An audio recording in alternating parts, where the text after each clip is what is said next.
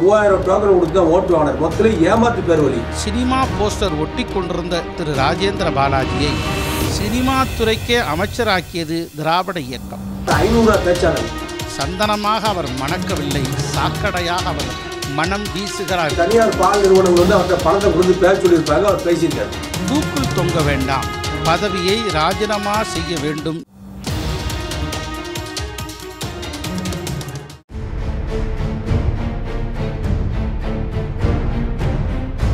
தவறான குற்றச்சாட்டு. மாண்புமிகு பால்வளத்துறை அமைச்சர் திரு KT ராஜேந்திர பாலாஜி அவர்கள் நான் ஒரு தனியார் தொலைக்காட்சிக்கு பேட்டி அளித்ததை தவறாக புரிந்து கொண்டு அல்லது அரைகுறையாக பார்த்துவிட்டு என் மீது குற்றம் சாட்டி என் மீது சேரை அள்ளி வீசுவதாக நினைத்து கொண்டு அவர் மீதே சேரை அள்ளி வீசியிருக்கிறார். பசை வாளியை தூக்கி கொண்டு சினிமா போஸ்டர் ஒட்டி கொண்டிருந்த திரு ராஜேந்திர பாலாஜியை சினிமா துறைக்கே அமைச்சராக்கியது திராவிட இயக்கம்.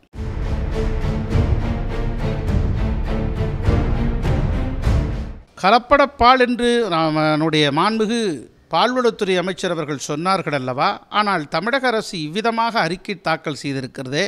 ஆகவே இதற்கு தார்மீக பொறுப்பு ஏற்று அமைச்சர் தூக்கில் தொங்க வேண்டாம், நாங்கள் அப்படி மனிதாபிமானமற்றவர்கள் அல்ல, பதவியை ராஜினாமா செய்ய வேண்டும் என்று கோரிக்கை வலுப்பெற்றிருக்கிறார். வெந்ததையெல்லாம் தின்று வாய்க்கு வந்ததையெல்லாம் பேசியிருப்பது ஒரு அமைச்சர் தரம் தாழ்ந்த பேச்சை காட்டுகிறது. அவர் எவ்வாறு எப்படிப்பட்டவர் என்பதையும் காட்டுகிறது. ஆக சந்தனமாக அவர் மணக்கவில்லை, சாக்கடையாக அவர் மனம் வீசுகிறார் என்பதை அவன் பேச்சே சுட்டி காட்டிவிட்டது.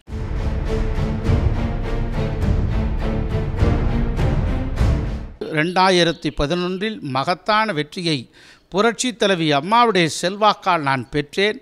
மீண்டும் அதனால்தான் 2016 எனக்கு அதே தொகுதியில் நிற்பதற்கு வாய்ப்பு வழங்கினார்கள். மாவட்ட கழக செயலாளராகவும் அமைச்சராக இருந்த KT ராஜேந்திர பாலாஜி அந்த தொகுதியில் எவ்வளவு சித்து வேலை செய்து நான் தோற்பதற்கு எவ்வளவு வழிவகைகளாக வேலைகளெல்லாம் செய்தார் என்பதை கழக நிர்வாகிகள் அறிவார்கள், நாடறியும்.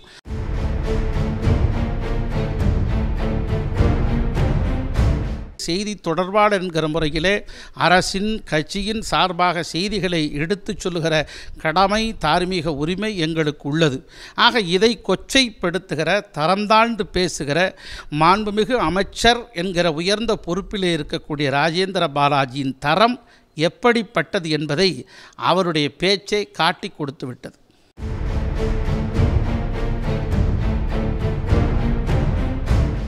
அனைத்திந்திய அண்ணா திராவிட முன்னேற்றக் கழகத்தின் 3 அணி என்பதெல்லாம் இல்லை.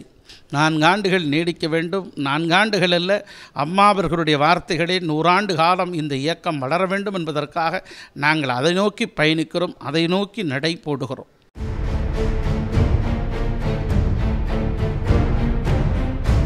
புரட்சி தலைவி அம்மாவுடைய மரணத்தில் சந்தேகம் இருந்தால் விசாரணைக்கு நாங்களும் தயார் என்றுதான் பலமுறை எங்கள் பக்கமும் நாங்கள் சொல்லி இருக்கிறோம்.